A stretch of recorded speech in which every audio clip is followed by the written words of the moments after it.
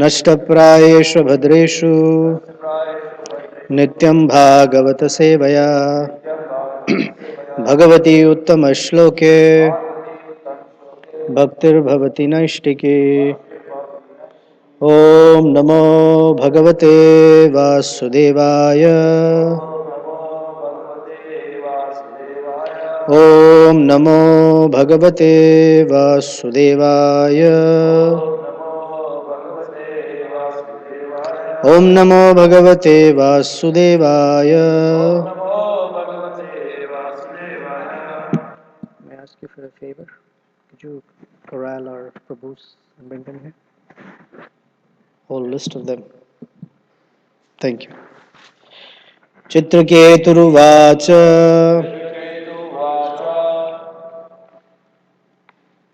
अजित जित सममतिभिः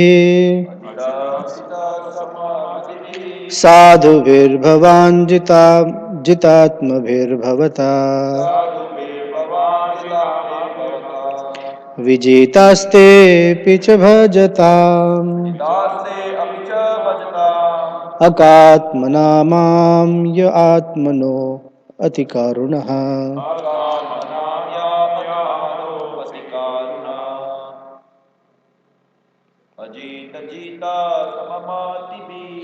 अजित जित सममतिभिः साधुभिर्भवान् जितात्मभिर्भवता विजितास्तेऽपि च भजताम्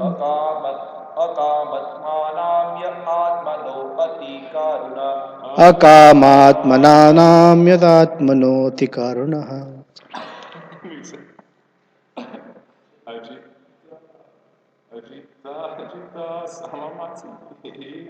Ajit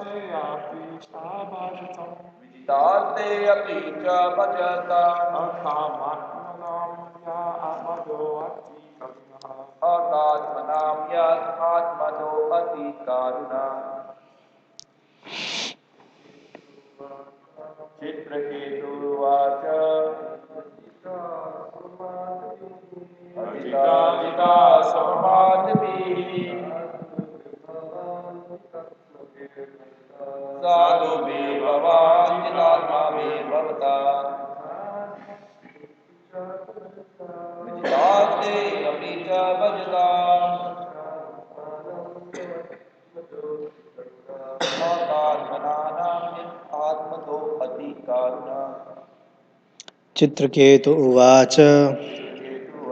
King Chitraketu said, Ajita, O my unconquerable Lord, Jitaha, conquered, Samamativihi, by persons who have conquered the mind, Sadhubihi, the devotees, Bhavan, your lordship, Jita Atmabhi, who have completely controlled the senses, Bhavata, by you, Vijitaha, conquered, Te, they, Api, also, Cha, and, Bhajatam, to those who always engage in your service, Akama Atmanam, with no motive for material profit. Yaha, who, Atmadaha, giving yourself, Atikarunaha, extremely merciful. Translation and purports by Srila Prabhupada Ki Jai. Chitraketu said, O unconquerable Lord, although you cannot be conquered by anyone, you are certainly conquered by devotees who have control of the mind and senses. They can keep you under their control because you are causelessly merciful to the devotees who desire no material profit from you. Indeed, you give yourself to them, and because of this, you have also full control over your devotees. Purport. The Lord and the devotees both conquer. The Lord is conquered by the devotees, and the devotees are conquered by the Lord. Because of being conquered by one another, they both derive transcendental bliss from their relationship. The highest perfection of this mutual conquering is exhibited by Krishna and the gopis. The gopis conquered Krishna and Krishna conquered the gopis. Thus, whenever Krishna played his flute, he conquered the minds of the gopis. And without seeing the gopis, Krishna could not be happy. Other transcendentalists, such as Gyanis and Yogis, cannot conquer the Supreme Personality of Godhead. Only pure devotees can conquer him. Pure devotees are described as samamati, which means that they never deviate from devotional service under any circumstance. It is not that devotees worship the Supreme Lord only when happy. They worship him even when in distress. Happiness and distress do not hamper the process of devotional service. Therefore, Srimad Bhagavatam says that devotional service is ahaituki apratihata, unmotivated and uninterrupted. When a devotee offers devotional service to the Lord without any motive, anyabhilashita shunyam, his service cannot be hampered by any material condition, apratihata. Thus, a devotee who offers service in all conditions of life can conquer the Supreme Personality of Godhead. A special distinction between devotees and other transcendentalists, namely Gyanis and Yogis, is that Gyanis and Yogis artificially try to become one with the Supreme, whereas devotees never aspire for such an impossible accomplishment. Devotees know that their position is to be eternally servants of the Supreme Lord and never to be one with him. Therefore, they are called samamati or jitatma. They detest oneness with the Supreme. They have no lusty desires for oneness. Instead, their desire is to be freed from all material hankering. Therefore, they are called nishkama, desireless. A living entity cannot exist without desires, but desires that can never be fulfilled are called kama, lusty desires. Kamaistaisthair hritagyanaha. Because of lusty desires, non-devotees are deprived of their intelligence. Thus, they are unable to conquer the Supreme Lord, whereas devotees, being freed from such unreasonable desires, can conquer the Lord. Such devotees are also conquered by the Supreme Personality of Godhead. Because they are pure, being free from all material desires, they fully surrender to the Supreme Lord, and therefore the Lord conquers them. Such devotees never aspire for liberation. They simply desire to serve the lotus feet of the Lord. Because they serve the Lord without desires for remuneration, they can conquer the mercy of the Lord. The Lord is by nature very merciful, and when he sees that his servant is working without desires for material profit, naturally he is conquered. Devotees are always engaged in service. Savai mana Krishna padara vindayoho vachamsi vaikuntha gunanuvarnane. All the activities of their senses are engaged in the service of the Lord. Because of such devotion, the Lord gives himself to his devotees, as if they could use him for any purpose they might desire. Of course, devotees have no purpose other than to serve. When a devotee fully surrenders and has no aspiration for material profit, the Lord certainly gives him all opportunities for service. This is the position of the Lord when conquered by his devotees. Om Ajnanatimirandhasya Jnananjanashalakaya Chakshur Unmilitam Yena Tasmai Shri Gurave Namaha Sri Chaitanya Manobhishtam Sthapitam Yena Bhutale Swayam Rupa Kadamahyam Dadati Swapadantikam Namam Vishnupadaya Krishna Preshtaya Bhutale Srimate Bhaktivedanta Swamin Iti Namine Namaste Saraswate Deve Gauravani Pracharine Nirvishesha Shunyavadi Paschatya Deshatarine Vancha kalpatarubhyascha kripa sindhubhya evacha patitanam pavanebhyo vaishnavebhyo namo namaha Jai Shri Krishna Chaitanya Prabhu Nityananda Shri Advaita Gadadhara Shrivas Adi Gaura Bhakta Vrinda Hare Krishna Krishna Krishna Hare Hare Hare Rama Rama Rama Hare Hare.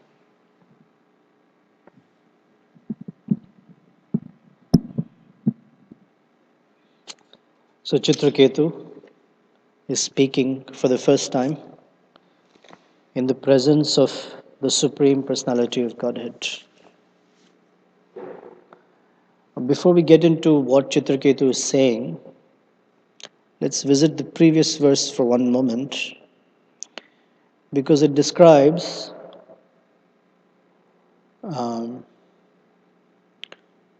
how we should position ourselves in terms of our consciousness before we can utter something in glorification of the devotees or of the Supreme Lord. We cannot just say anything anytime. Of course, we need to prepare. But the preparation is in the consciousness, not the nice sentences that we will say. So the preparation of the consciousness is described in yesterday's verse. First, he says, Samadhaya Manaha Manishaya. He controlled his mind by his intelligence. So, when you hear controlled his mind by his intelligence, what does it mean to you?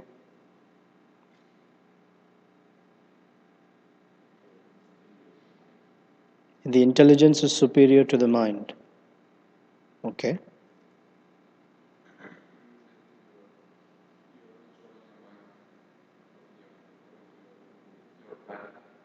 According to your plan. Okay. Anyone else?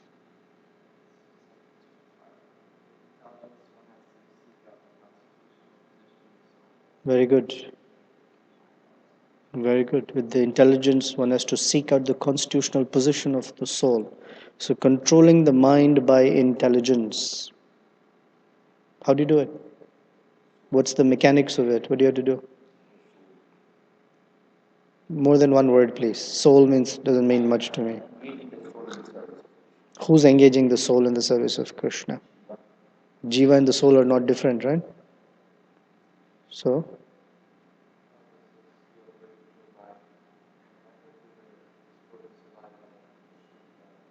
mhm.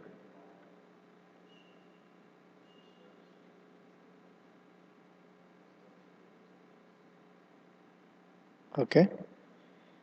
Here, one of the verses that you've been talking about in the 6th chapter of the Bhagavad Gita, Krishna says, Yato yato nischalati manaha.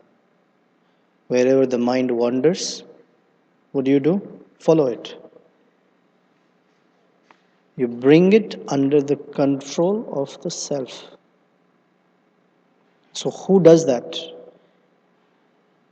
Who brings the mind under control? The intelligence. Very good. The intelligence. And the soul directs the intelligence to bring the mind under control. And how does it do it?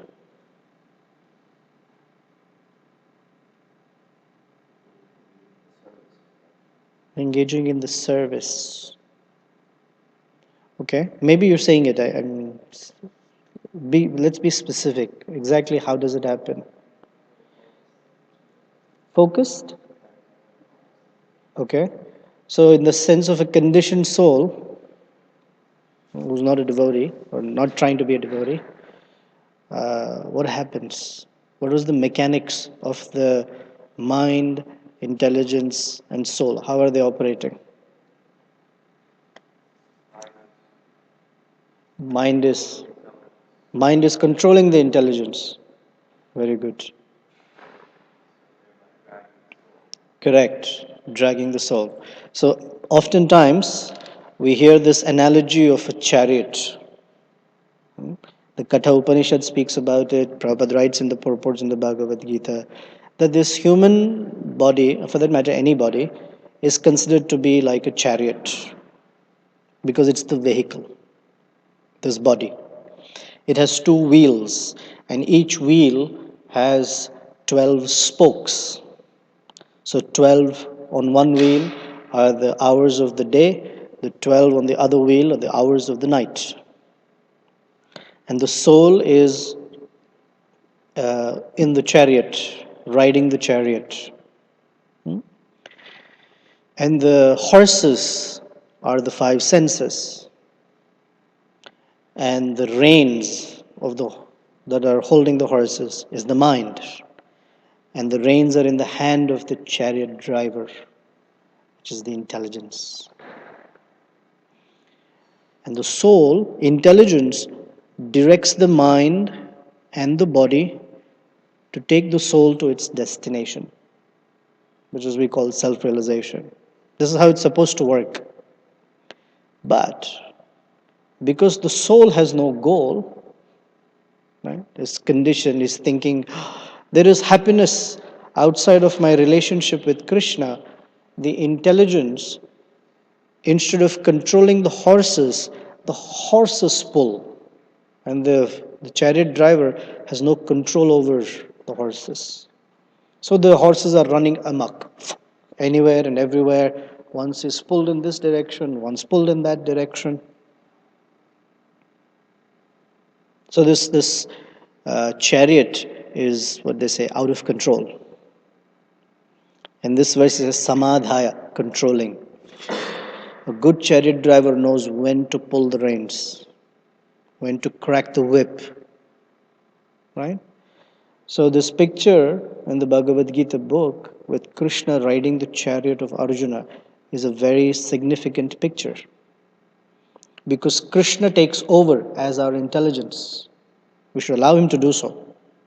And Arjuna, or we, are the conditioned soul, and Krishna is driving our senses. He is called Rishikesha. He is the master of the senses. And Krishna controls our mind. Very, very significant picture, actually. So, Krishna controlling the reins of the horses means that we're led by Krishna consciousness. And so the mechanics is, when we consider ourselves as a servant of Krishna, our higher intelligence kicks in. And that controls the mind. When we consider ourselves as an enjoyer, the mind kicks in and controls our intelligence. Clear so far? As soon as we think we are the enjoyer, instead of intelligence, the mind takes over and says, yeah, let's enjoy this way. Let's enjoy that way. No, that way. And he tells the senses, find out all the ways you can enjoy. And the intelligence says, let me see how I can help. Let me figure out a way for you to enjoy these senses or sense objects. But the moment we consider ourselves, I'm a servant of Krishna, our higher intelligence will kick in and tell the mind, shut up. That's not the direction you have to go in. In the previous verse to yesterday's, is described that he was situated in his constitutional position. And I had mentioned situation in constitutional position means that one can only consider how to serve Krishna in any circumstance. So this is samadhaya manishaya. He controlled his mind with his intelligence. And that intelligence said, let the mind not wander anywhere. Stay fixed in thinking about Krishna. This is when the intelligence is active. The reason, or before we get there, intelligence becomes strong by study of scripture. Specifically hearing scripture. When we hear scripture, our intelligence gets activated, it becomes stronger, it becomes nourished. And this intelligence will help us with, hey, the mind where it's taking you, it's not a healthy place. Don't go. It helps put brakes on the mind. Or better said, instead of putting brakes, it helps direct the mind in its right course. Think of Krishna. Consider in this situation, how would you serve Krishna? Because in any situation, if we notice, our uh, default response is, how do I enjoy this situation? Or how do I avoid this situation? Correct? So we either go for it or we run away from it. Depending on the situation, whether we think it's enjoyable for us or it is misery for us. But intelligence or Krishna consciousness will tell us, hold on, see how you can serve Krishna in this situation. You're not to be considering, of course, assuming a person is Krishna conscious, that you're not considering what is good for you, how much you're going to enjoy in this situation. Or, nor should you be thinking how much you're going to suffer in this situation. You have to think how you're going to serve Krishna. This is how intelligence helps us. This is the dialogue that goes on. So we're being pulled by our what we call lower nature. And the higher nature tells us, stay put. First see how you can serve here. Then he says, Pratilabdha Vag. He recovered his ability to speak. So speech that is mindless. He utters something without thinking. We've had that experience. Have we ever said something without thinking and later that thing has come to bite us back like anything? Or we are sorry about it, or, oh, I shouldn't have said something like that? All the time. Happens. But when intelligence controls the mind, then the words are measured. Instead of measured, they're the right words. Pratilabdha Vak. So we know what to say, when to say, and how much to say. Usually we don't have a good understanding of these things. What to say, when to say, and definitely how much to say. So generally the rule of thumb is, when in doubt, shut up. When in doubt, shut up. Don't say. Because if you're doubtful what's the right thing to say, better to shut up and say later. Because when in doubt, we might say something that we'll regret. So Pratilabdha Vak. And he says, Niyamya Sarvendriya Bahya Vartanam. Niyamya, he controlled all his senses from any external engagements. So all the senses were directed inwards. Bahya Vartanam, traveling. Inwards. The senses were focused on, inwards means onto that particular purpose of serving Krishna. So all the senses are serving Krishna. For example, let's say when we are standing in front of Krishna, Kishore, Kishori, our eyes may be serving Krishna because we're trying to absorb the form of Krishna, let's say. But our ears may be somewhere else. Our mind is on a whole different planet or sphere of existence altogether. Sometimes the senses are not working in unison, they're all over the place.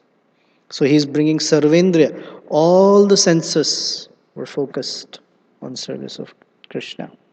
That's why this verse today, Savai Mana Krishna Padara Vindayo. Ambarish Maharaj had all the senses focused on that service.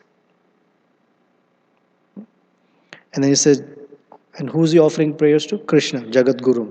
So that's continuing from there. So now what he's going to say, first thing that he says is very interesting. He doesn't say you are the supreme personality of Godhead, the creator, the Mahavishnu who breathes out. Some people do say it like that. That's just fine. In this particular case, his prayer is about how Krishna comes under the control of his devotee. Because Krishna likes to be addressed as the servant of his devotees. This is Krishna's favorite position, uh, always in relation to his devotees. When we say Krishna, when we call Krishna, but he actually relishes when we refer to him in relation to his devotees. Nanda Nandana, Yashoda Nandana, Radha Krishna, Kishore Kishori. Like that. Bhakta Vatsala. Always in relation to his devotees. It is very pleasing. So first he's also philosophically correct. Ajita, you're unconquerable. Jitaha. This is the paradox. The one who is unconquerable becomes conquered. And for us also, it should be like that. We are also unconquerable. Correct? How are we unconquerable?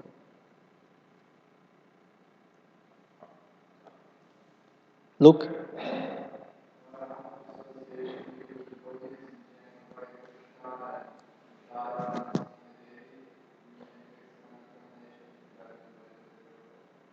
Okay, as a conditioned soul, how are we unconquerable?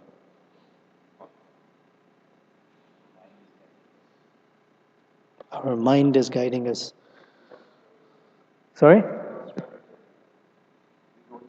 We don't surrender. That's correct. Steve? Oh, no. Well, we are unconquerable in the sense that we don't surrender to anyone. No, not me. We don't. We're unconquerable in that sense, conditionally speaking. And even after being, when we become fully spiritually realized, then also we are unconquerable in the sense the material energy cannot conquer us anymore. One has mayam etam tarantite. One who's on the other side of the material existence, even he is unconquerable. And Krishna is always unconquerable because he is eternally on that side of the material existence. Yet, he becomes conquered in the sense that he allows himself to be conquered by his devotees. So in the first paragraph, Prabhupada writes how Krishna is conquered by the gopis. The gopis give him orders. Do this. Don't stand here. Sit there. Go get this. Get that. And he's happy to do that. They use him as a toy, as they said. Shh, do this. In the Bhagavatam, 11th canto, there's a verse, Maya Mrigam, Anvadhavat. Remember that verse? It's the verse that is spoken by the Navayogendras, and that verse we've spoken many times about. It's the verse that describes Lord Chaitanya, Lord Krishna, and Lord Ramachandra. It's the Shadbhuja verse. That verse applies to all three. And it's spoken by Karabhajana, I think. So he says, Maya Mrigam Anvadhavat.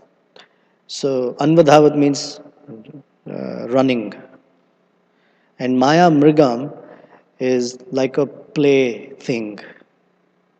Like an animal. Maya Mrigam is a play animal that anyone, of course now it's cold, but once spring comes, people get their dogs out and they have a little ball. Fetch! And the dog runs and gets the ball. The gopis, they order Krishna in all sorts of ways. Get this, do it. Go away. Don't stand here to do that for them. Because it's for him. Or they've seen this pastime where early in the morning, Nanda Maharaj is going somewhere and little Krishna carries Nanda's shoes on his head and walks up. Very beautiful picture. Wants to serve his father, bringing his shoes on his head, etc. Maya Mrigam Anmadhavat. Or is described by certain devotees that the way Krishna introduces himself to the entire world in the Bhagavad Gita and in the Bhagavatam.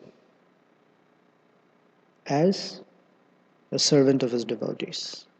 Because in the Bhagavad Gita, the very first thing we hear is when Arjun sthapayame achyuta. By the way, Ratam sthapayame, if you appreciate Sanskrit, it's not, can you please take the chariot? There's no please, there's no magic word. We teach children. What's the magic word? I was once on a plane and someone said, can I have water? They asked the flight attendant. The magic word. Somehow in American Airlines, they're very rude. What's the magic word? And the guy sitting next to me said, now. She was very upset. So Rath is not in the middle of the two armies. It is an order. Take the chariot between the two armies. It is ordering Krishna as a chariot driver of his devotees. And there's one verse that describes where someone's glorifying Yudhishthir Maharaj, Krishna. When you come into a room, he offers you obeisances. He becomes the chariot driver of your brother. In the palace, he's standing out with a sword as a guard all through the night. And this is because he uses a word called snigdhasya. Snigdha means affection. He doesn't think, oh, you should serve me. He thinks, because you're my devotee. Bhaktosi me sakhaja iti. I should serve you. And the devotee, he thinks, I should serve you. And in this way, Prabhupada writes that the devotee and Krishna, they're constantly competing with each other. In the material world, we compete to get all the attention on us. We want the spotlight. And in the spiritual realm of, existence, the person is competing to get the spot, trying to put the spotlight on the devotees. This is that competition. It's very sweet. It's very loving. So he says, Ajita, Jita. But who? Krishna doesn't surrender to anybody. Krishna doesn't surrender to anybody and everybody. He surrenders to Samamati Vihi, on whose mind is controlled. So it's very important to conquer the mind. Service has six, according to Rupa Goswami. And one of those characteristics is that it is very rare to achieve. It is rare to achieve because Krishna happily gives. You want material opulence? Take.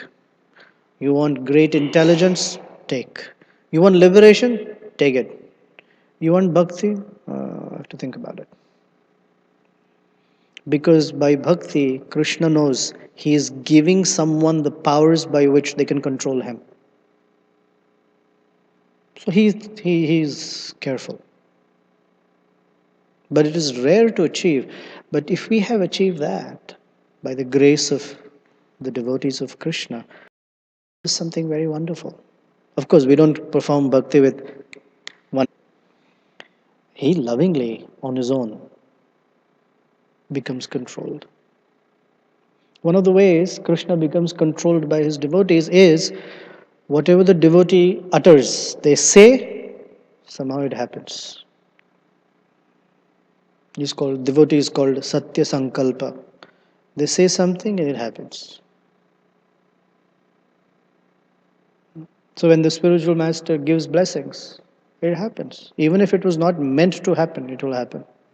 Then Prabhupada writes, deviate, nice definition of samamati. They never deviate from service under any circumstances. Guruna api na vichalyate. This is in the sixth chapter of Bhagavad Gita, verse 22. Yam labdhva chaparam labham manyate nadhikam tatah.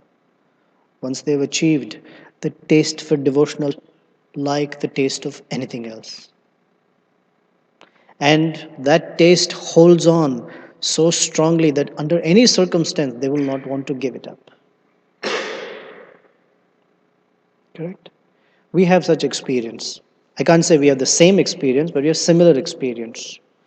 In this world, when boy loves girl, girl loves boy, they have this taste for being with each other. Somehow it's very attractive. And that taste will drive them into doing the most bizarre, foolish, even stupid things just to get that taste again. Correct? They will cross the borders of countries. They will cross the borders. They will cross the borders of law. They will do anything to get that, even if it's very difficult. They will lie, they will cheat, they will disguise, they will do. Bilva Mangal Thakur, because old example, but it's true even in modern context. It's misdirected. That sense of determination, it's misdirected, but it's there. And samamati is that the mind is not swayed by the circumstance. Here's a nice phenomenon. Mind, it holds on to a particular circumstance. More importantly, it holds on to a particular outcome of a circumstance. And when the outcome goes, the mind goes with it. So our training in consciousness is to remind ourselves again and again and again that the mind should be fixed on Krishna. It should be fixed on the goal of life, clearly, every day. If it's not fixed, then it goes. Now, one phenomena that we may observe in our, daily life is we may have our mind focused on the goal of life in an overall sort of way. Correct? If you ask any devotee, what's the goal of your life? Right? Most devotees, because that's the right answer, will tell us, I want to go back to Godhead.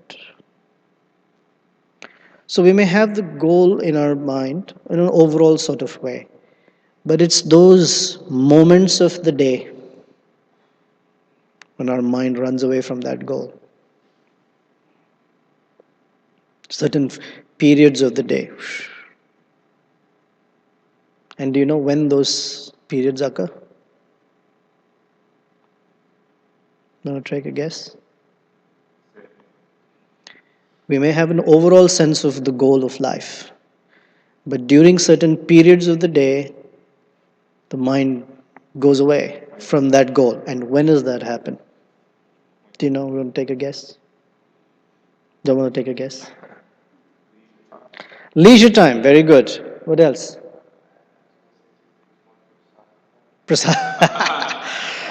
Prasadam time. Correct. Very good. Whenever we have what is called discretionary time and we don't know how to use it, we lose it. Or the second is when we're transitioning from one service to another service. When we don't know how to transition, our mind runs. For example, let's say the service of being in Bhagavatam class is till 8:30 earlier. Or even better to say is 9 o'clock or 9:05 is prasadam time. Right? If you're busy till 9:05, look at the clock, breakfast. We go right into prasada. But for some reason, if you're free at about 8:50, something happens. Happened. Correct? Something. I mean, not correct like I'm looking at you, I'm just correct in general. Something happens or some transition happens. So one engage their day in such a way that the discretionary sense of discretionary time is properly utilized, and second, the transitions are proper.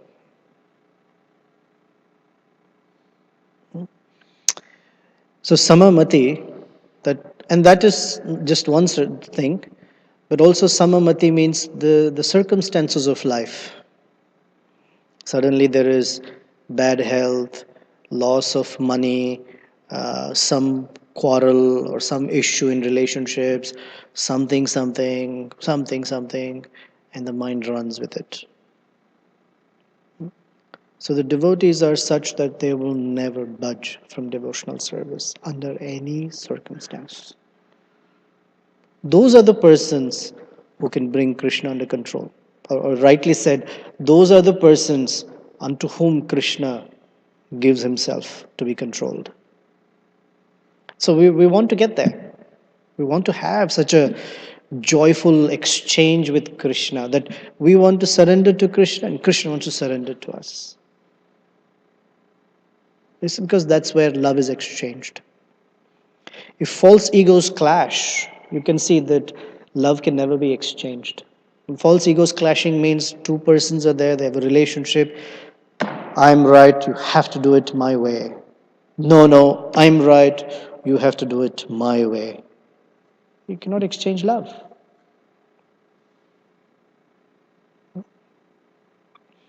So then Prabhupada talks about what is ahaituki and apratihata in this context, samamati. Ahaituki means it doesn't have a material cause. Oh, the weather is nice. I'd like to do some service for Krishna today. Have a nice day. Nice bright day. Can I do some service for Krishna? Yeah, I'll go out and enjoy the weather. That's my service to Krishna. I will recite a few verses from the 7th chapter. Rasoham apsukaunteya prabhasmi shachishuraya. Very nice. Of course, if they're genuinely done with the mood of service, even that is awesome. But you get the point. No material causes for serving Krishna. And in the same way, no material causes for stopping service to Krishna also. Both are true. And apratihata means it doesn't anything positive happen. It's a high standard, no doubt. But that's what pure I like this. They have no lusty desire for oneness. So generally we think that wanting to become liberated is a pure desire. According to Srila Prabhupada, that's a lusty desire. One of the elements of lust is that I want to be one with God. It's a lusty desire. Therefore, they are called akama. And the devotee is called nishkama because he doesn't have even that desire. Bhukti, mukti, siddhi, kami, material enjoyment. Those who want yogic perfection and those who want liberation, they're always disturbed. Krishna Bhakta Nishkama. A devotee of Krishna doesn't want any of these things. He only wants to serve Krishna. Ataeva Shanta. Therefore, he is always peaceful. So, this is a simple principle. When we want something for ourselves, we will be restless. We want something for Krishna, be peaceful. When we want something for the other person who's the object of our love, of course, that can get mundane. But with Krishna in the picture, if our all that we want to do is for Krishna's pleasure, we'll always be peaceful.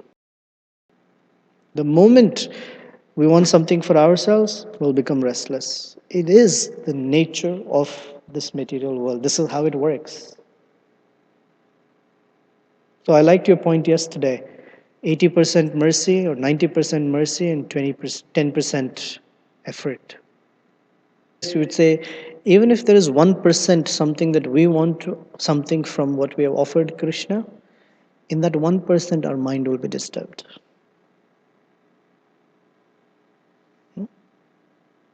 And we're trying to, every day through our practice, through our deliberations and our prayers, we are trying to minimize or proportion of that which we want for ourselves.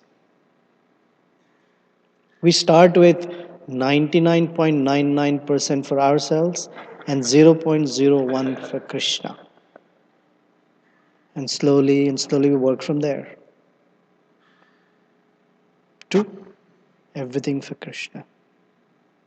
This is such a devotee. He's called Jitatma or Samamati.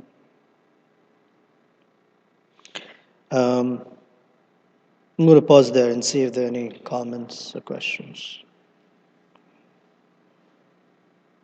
Yes, please.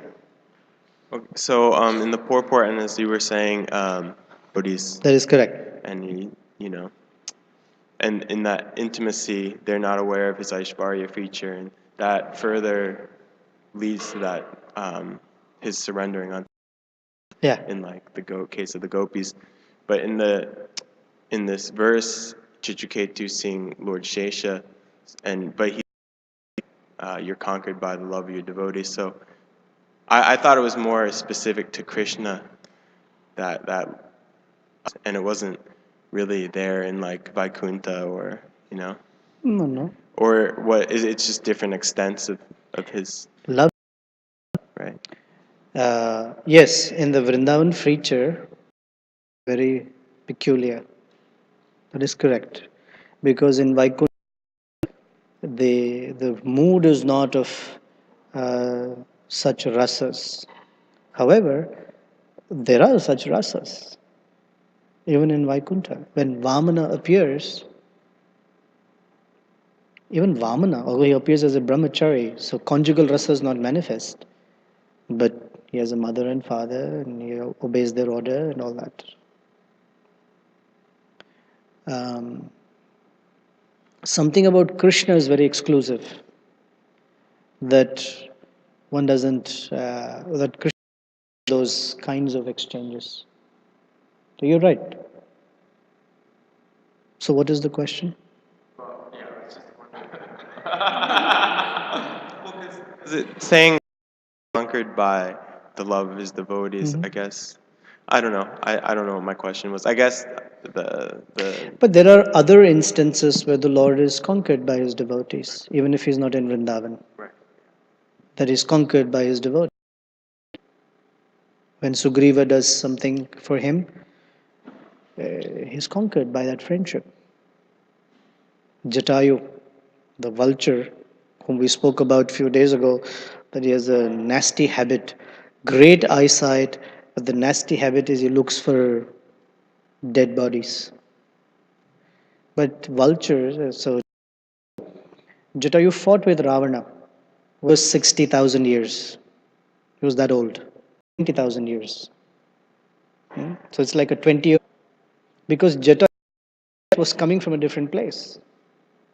And Ravana's strength was coming from his own abilities. Jatayu was thinking of Lord Ramachandra. He fought. And the interesting thing is when Jatayu dies, it's like where the Lord does thing is standing outside the gates of Sutala planet for Bali Maharaj. Now, in terms of the gopis, etc., of course, about 2 weekends ago, particular feature of Yogamaya that is called Vibhrama. Misunderstanding is they don't know this is God they're dealing with. This transcendental exist in the spiritual world because we put the what does it mean?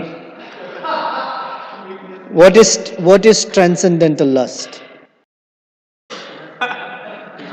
Well, we don't know what is transcendental. It exists in the spiritual world. Does lust? It's called love. Love for, according to Krishnadas Kaviraj, anything done for Krishna's pleasure and anything done for is lust. So in this material world, that love for Krishna is lust. But there's nothing called transcendental lust. It's love. Yes, Jai Baladev.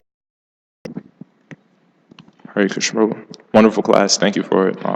It's what a coincidence. Me and Krishna was kind of discussing some of these You points. and Krishna were discussing lust? Last night, but other point. You didn't show up for Mangal Arati.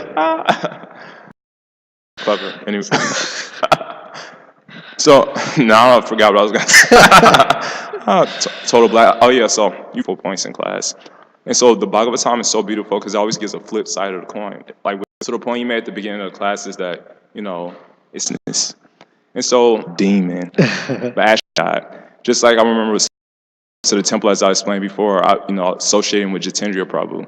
I was like, man, this guy curses a lot. He's very, mean. When I would associate with him, he would insult me. But then actually over the years, I actually appreciated that because that's how he said he grew up. And it was actually very, but I couldn't appreciate it on first. They were actually very clever and funny. And then it actually helped me purify me of basically the conclusions past, present, and future. As stated in chapter 7 of the Gita. Vedaham samatitani. He sees everyone's samatitani, everyone's vartamanani, and everyone's bhavishani, everyone's past, present, and future. He is situated in our heart. He sees everything. But what power do we have to see the faults of others? And more often than not, the so-called faults, just like they were seeing the faults of Vitrasura. And so the point me and Krishnanand was discussing last night is that we appreciated the exercise you gave us in glorifying devotees, because we were joking. We was like, if devotees, if you now write something that you don't like about someone, everyone raise their hand. And so we were appreciating the exercise that regardless of the consciousness and glorifying, that should be, encouraged regardless of what the consciousness is. Actually, you get purified. Even if your motive is, I want glorification, I'm only glorifying that person just to be, Well, some people, if you say write down some glorification, they may write about themselves. more often than You don't not. have to yes, share it, right? It's all, I am so wonderful. This Prabhu is so wonderful. Exactly. So thank you. Hare Krishna. That'll be really preposterous. But yeah, Krishnanam. Words from the yesterday's topic about Nishkam Karma Yoga, if you're comfortable. We spent quite a bit of time speaking about Nishkama Karma Yoga, didn't we? Yeah, no, the point is that I also have heard a few times that Bhakti Yoga, Buddhi Yoga, and Nishkam Karma Yoga are one and the same thing. Okay. But you know the subtle differences. Can you just, if Okay, you're comfortable? we talked about this at the breakfast table. So I'm going to keep it short. Okay. There is no yoga system called Buddhi Yoga. Krishna uses it specifically in the Bhagavad Gita. And he uses it in a particular context, and Prabhupada helps us understand that context. Buddhi Yoga means connecting our intelligence with Krishna. And how do you conduct that intelligence? On the basis of proper knowledge. Or in our everyday language, we use the word Sambandha Gyan. When we understand that things belong to Krishna, for example, most of us will not see it, but there is a plate, okay, in the DD room. Like that room, I think most of us understand that that is Kishore Kishori's room, where their plates are, their cups are, spoons, their clothes are, the jewelry. They see, no, this is Krishna's. You don't just go take something. So Buddha Yoga is active that this is Krishna's, I can't eat. So in this case, in the Bhagavad Gita, Krishna is impressing upon Arjuna that let your intelligence be guided by, this is what Krishna is asking me to do, and I should do it. And that is nothing than Bhakti Yoga, because all we're doing in Bhakti Yoga is fulfilling the instructions of Guru and Krishna. Thing. Krishna uses a particular phrase, Buddhi Yoga, Dhananjaya, like that. Also in the Bhagavad Gita, Krishna distinctly speaks about karma, or karma yoga, bhakti yoga, and jnana yoga. And he gives how they're connected to each other, or how karma and jnana are outcomes of or products of bhakti. But our tendency is to see everything, because we have analytical minds, we see them distinct. Oh, this is karma. Oh, this is bhakti. This is jnana. So our acharyas, they synthesize it for us. They give us a big picture. You understand? So in that big picture, there is like a trajectory or a path which starts from sakama karma, moves to karma, or sakama karma and karma, to nishkama karma. to Nishkama Karma Yoga, to Jnana, like that. Like it's a progressive development of consciousness. Okay. For you, I had drawn a graph. You remember that one? It was very helpful for me. I have to explain it. On the x-axis, I said is called clarity of goal, and on the y-axis it says purity of purpose. So as you go along, bhakti is here, because in the very beginning, the goal is not clear, and the purpose is also not clear, or the purpose is selfish. Better sense of purpose, the ultimate purpose being carrying out Krishna's order, and in terms of goal, that the object of service is Krishna, then you come to bhakti. So they're all progressions on that path.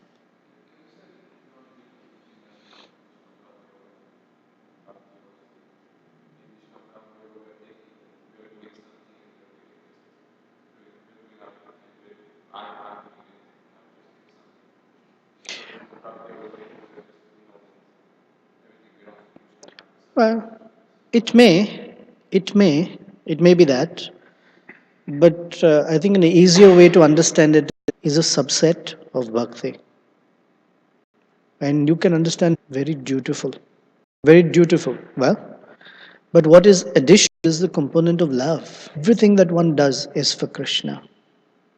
In Nishkama Karma Yoga, it is for Krishna. It's just a very, and they're dutiful about everything. They're not single point focused on this is for Krishna. Like scripture says, I should help others. I should be nice to animals, other living entities. But it's not like laser shot on this is pleasing to Krishna. Scripture says I should do. Absolutely. And with a laser sharp clarity. Not necessary. And guided by scripture. That's fine. They're clean. Nishkam karmas are bhaktas that are moving in the direction of pure devotional service. If you care for physics in any way, first thing we had learned was vector. Vectors or where it's direct. Bhaktas, the goal of bhakta, they're still on the way there. It may not be too clear. At the best, the goal may be kama moksha.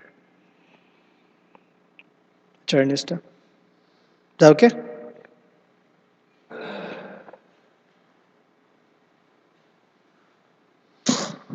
Thank you very much, Prabhu. You mentioned how, and to the degree there's any tinge of personal self-interest, to that degree one feels unsatisfied.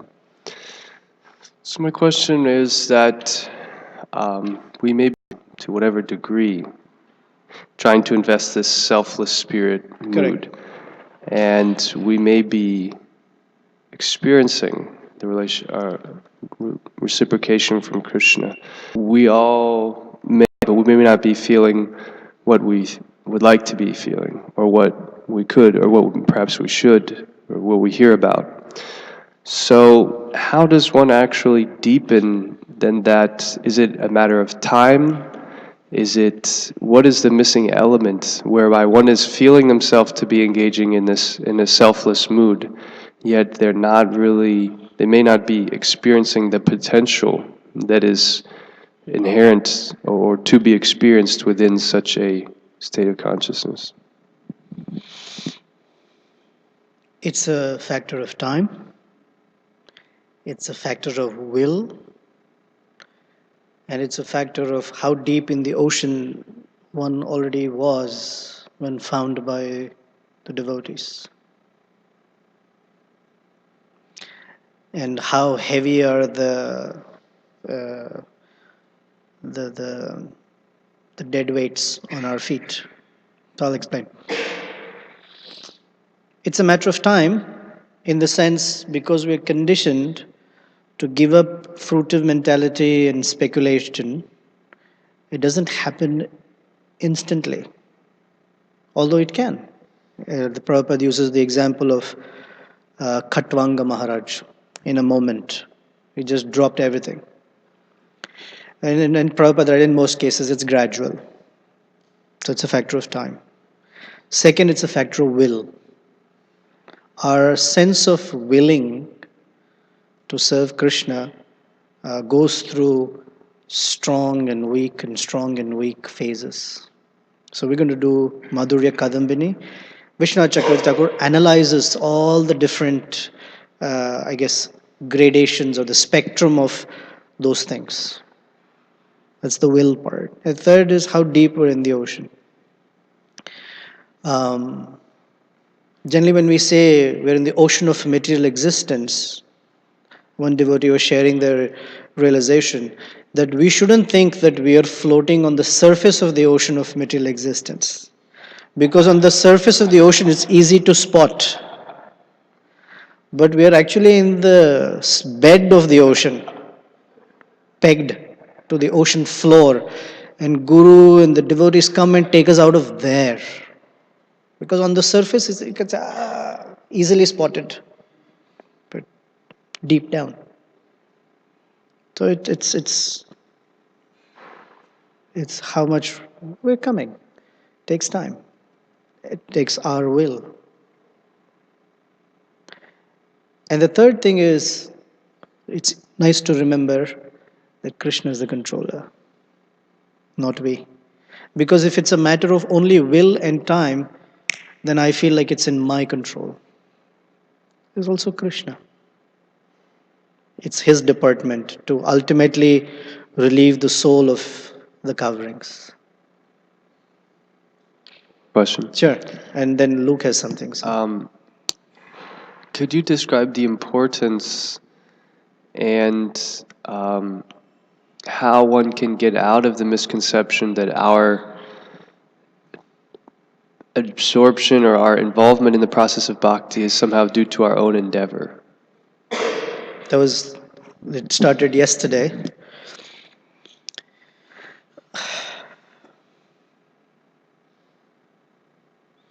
The misconception that somehow we're the doers, right? Well,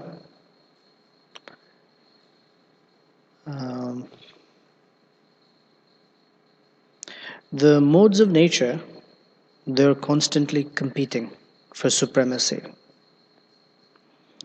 And this idea that I'm the doer, or it's happening because of my whatever, my effort, is a feature of the mode of ignorance. So whenever ignorance is in its supreme position, we're saying as if it's once in a while, but whenever ignorance is in its supreme position, it will make us think that I'm the doer. Whenever goodness is in its supreme position, it will give us a little knock on the head. Come on, be real, look around. Right? So as a devotee, the more we progress in the sense that we are situated in goodness and less influenced by ignorance, the more the sense of I am not the doer awakens.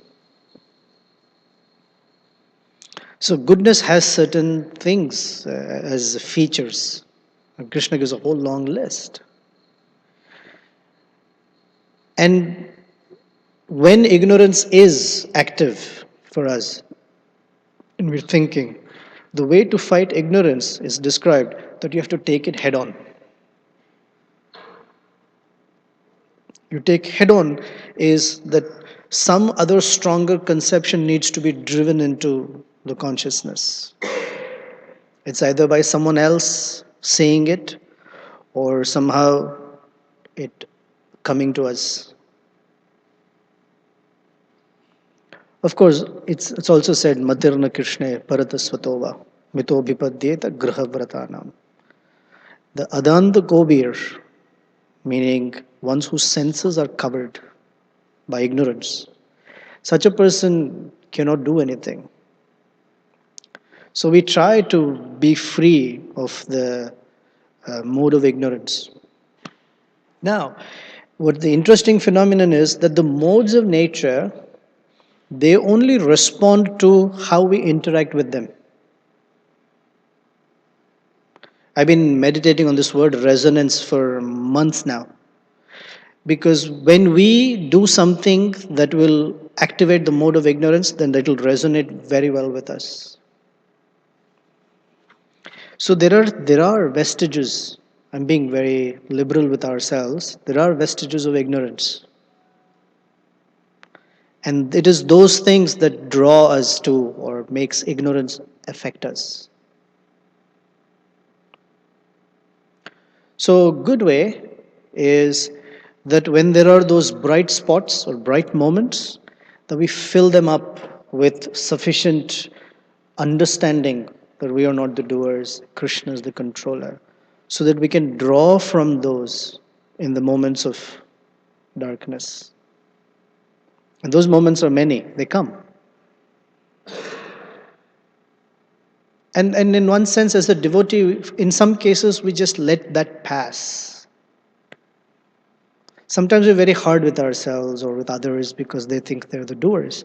You let the circumstance pass and they will float up again. Somehow.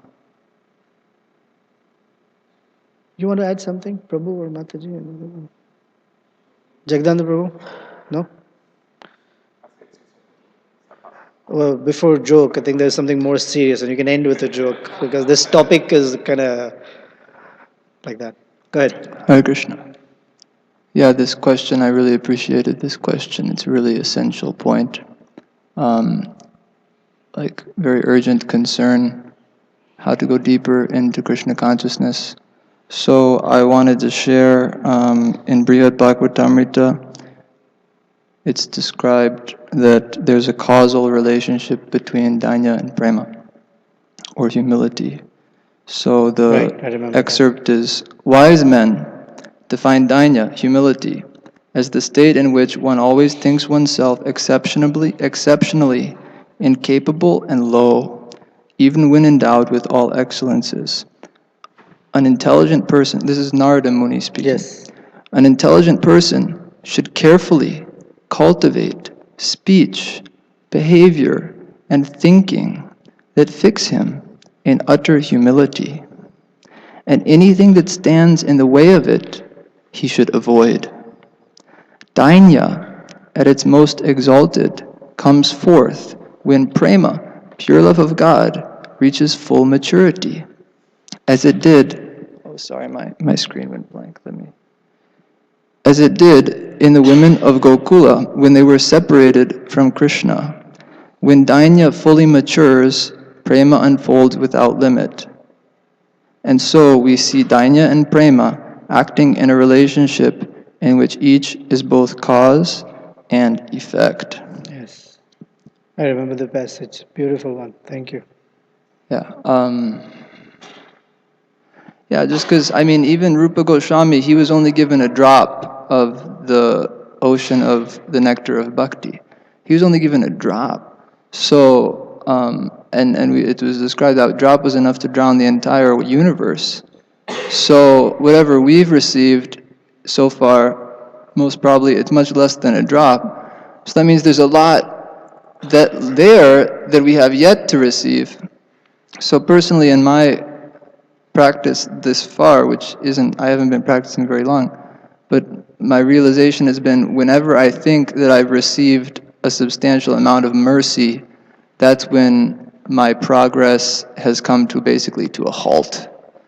And whenever I realize that I've actually received a very tiny fraction of the mercy that my spiritual masters are trying to give to me, then that's when my progress is in a very healthy state. So thank you for letting me share that. Oh, you're welcome. Hare Krishna. Something that we often hear, Acharya Nishta, is from time to time, we should take a little stock of where we came from and where we are at, and from where we came from.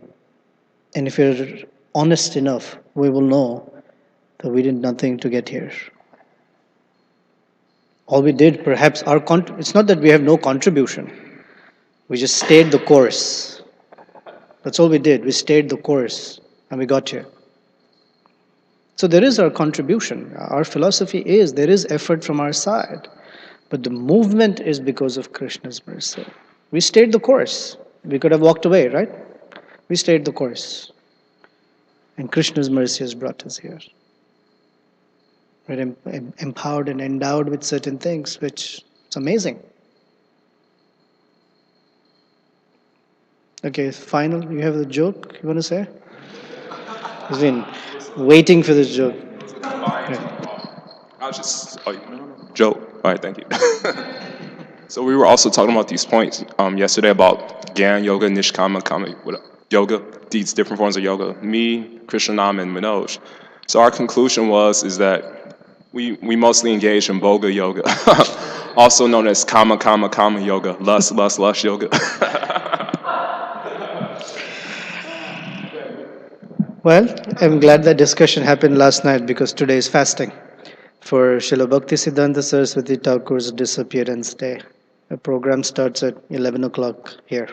Okay, thank you. Srila Prabhupada ki jai, Srimad Bhagavatam ki jai. No, not Boga ki jai. Boga service ki jai. We doing here? So should I announce?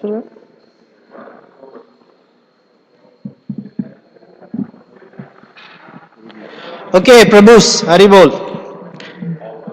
Yeah, before we go and move the boga from the van to the kitchen, our little Gaura Govinda has his what's called Vidya Arambha ceremony, which means it's the beginning of education for him.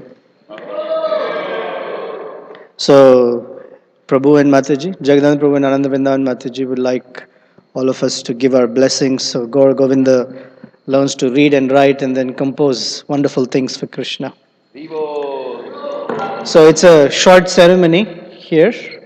You have all the rice and everything ready? Okay, we'll take a few minutes and then you can go do the boga thing. Can you give us about 5-7 minutes and then we'll move the boga? Is that okay? They are. Okay. Where are they?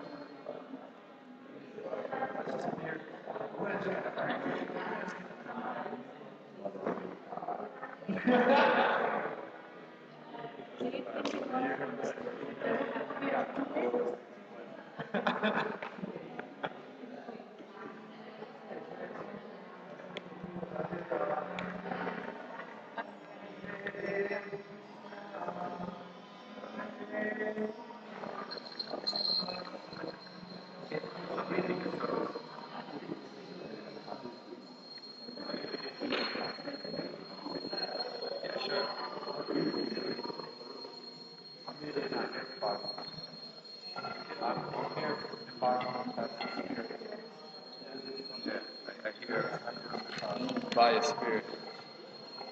The